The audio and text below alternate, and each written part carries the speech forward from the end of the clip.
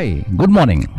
భారతదేశంలో ఉన్నటువంటి ప్రజలందరూ కూడా ఉలిక్కిపడి భయపడినటువంటి ఆ రోజు, అదే అహ్మదాబాద్ నుండి లండన్ వెళ్తున్నటువంటి ఫ్లైట్, దాదాపుగా 240 మంది ప్రయాణికులతో ప్రయాణిస్తున్నటువంటి ఆ ఫ్లైట్ ఒక్కసారిగా 5 నిమిషాల్లోనే మంటలు, పేలిపోవటము, చనిపోవటాలు, శవాలు అక్కడక్కడ పడిపోవటాలు, విస్తృతమైనటువంటి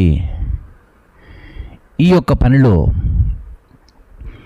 ఏదో జరిగిందనుకునే లోపే జరగవలసినంత కూడా జరిగిపోయింది. దేశ ప్రజలు హ్యాపీగా బ్రతుకుతున్నటువంటి ఈ రోజుల్లో లండన్ వెళ్ళి తన భర్తను కలుసుకోవాలనుకున్న ఒక సహోదరి, లండన్కి వెళ్ళి డ్యూటీలో జాయిన్ కావాలనుకున్న ఒక సహోదరుడు, ఇలా ఎందరో ఆ ఫ్లైట్లో వారి ప్రాణాలను కోల్పోయారు. ముందుగా మనందరం కలిసి వారికి నివాళులు అర్పిద్దాం.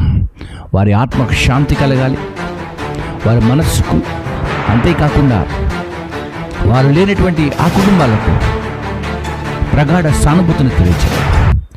భారతదేశం ఈ రోజున ఇలాంటి సంఘటన రుచి చూసింది అంటే ఇది మొట్టమొదటిసారి ప్రపంచంలోనే ఇలాంటి సంఘటన మరి ఎప్పుడు జరగలేదు.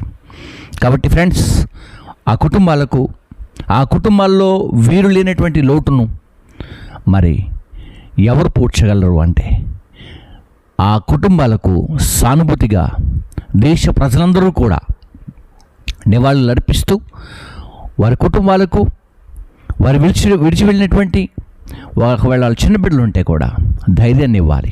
అంతేకాకుండా దానికి బాధ్యత మన భారత ప్రభుత్వం తీసుకొని వారికి ఎలాంటి కష్టమున్నా, ఎలాంటి నష్టమున్నా ఆ పనిని మన భారతదేశమే, దేశంలో ఉన్న చట్టమే, దేశంలో ఉన్నటువంటి నాయకత్వమే దీన్ని పూడ్చాలి.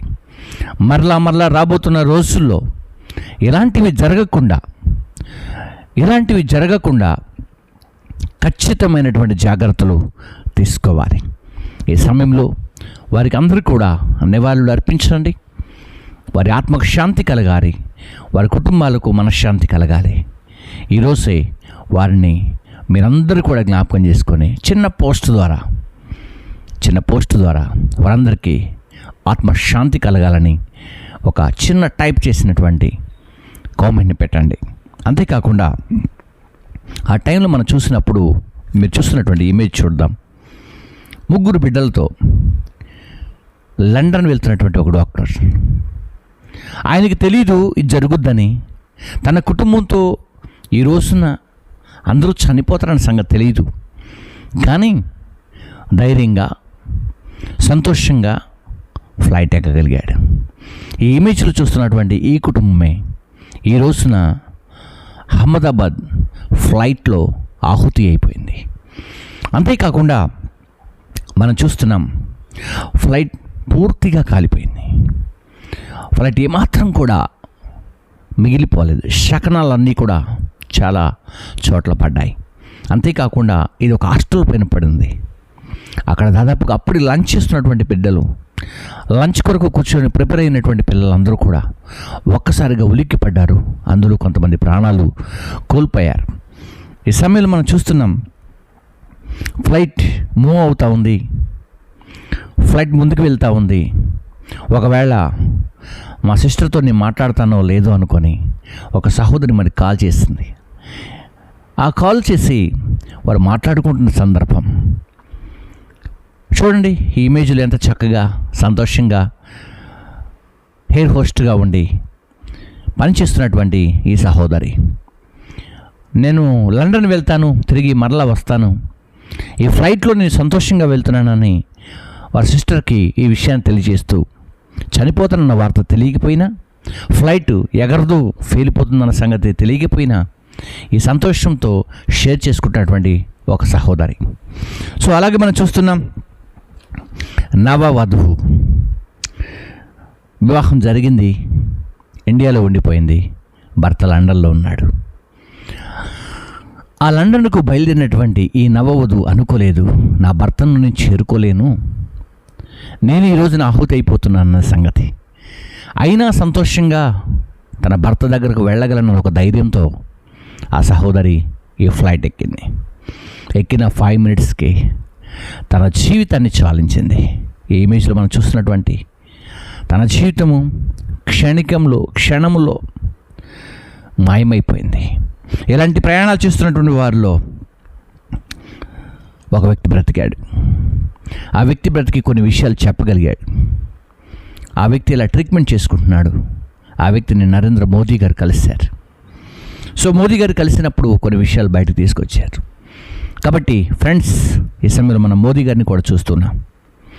ఇలాగున అహ్మదాబాద్ నుండి బయలుదేరినటువంటి విమానం 5 నిమిషాల్లోనే క్రాష్ అయిపోయి ఒక హాస్టల్ పైన పడి అక్కడ కూడా కొంతమంది పిల్లల్ని పొట్టన పెట్టుకుంది.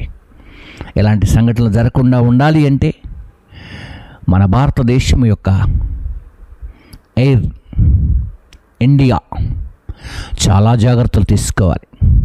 అంతేకాకుండా మన దేశం నుండి విదేశీయులు కూడా బయటికి వెళ్తున్నారు. వారు కూడా ప్రాణాలు కోల్పోయారు. మన దేశం నుండి డాక్టర్స్గా వెళ్తున్నారు. వారు ప్రాణాలు కోల్పోయారు. సో ఈ రోజున ఏ ప్రయాణంలో ప్రొటెక్షన్ ఉందో లేదో ప్రజలు గమనించాలి. కనుక మనిషి జీవితం, మనిషి బ్రతుకు ఏ క్షణంలో మాయమైపోతుందో తెలియనటువంటి స్థితిలో మనమున్నాం.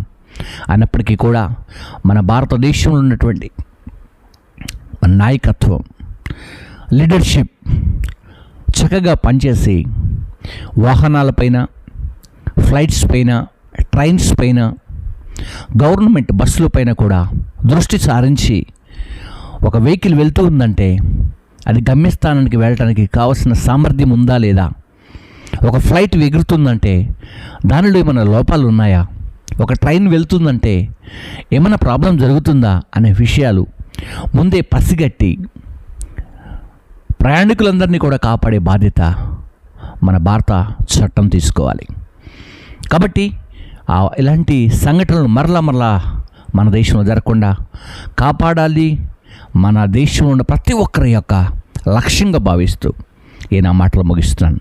మరొకసారి వారందరికీ కూడా నివాళులు అర్పించండి. అంతేకాకుండా చేయూతనివ్వండి. ఫ్లైట్స్ కానీ, ట్రైన్స్ కానీ, బస్సులు కానీ, ఆటో కానీ, వెహికల్ కానీ, 2 వీలర్ అయినా, సైకిల్ అయినా, ఏదైనప్పటికీ కూడా మనము తీసుకోవాల్సిన జాగ్రత్త ఏంటంటే ముందే జాగ్రత్త తీసుకోవాలి.